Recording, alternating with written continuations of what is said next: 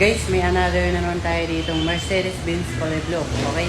So para sa iyo to, tara, check natin.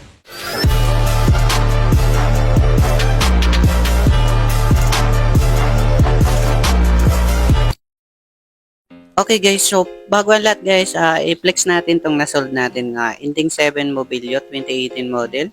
Ayan, okay, so thank you so much sir. Tapos may bagsak presyo tayo dito ng 2021 Innova.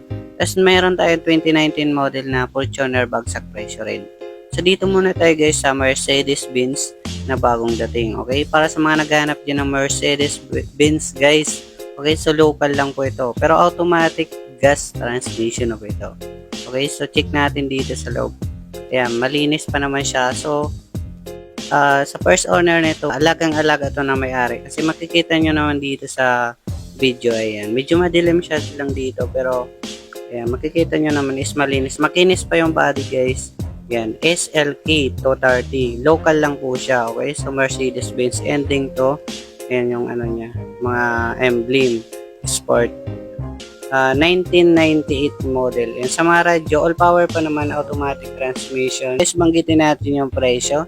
Ito guys ay nagkakalaga ng 750,000 sa mga cash buyer lang po. Pero negotiable po dito.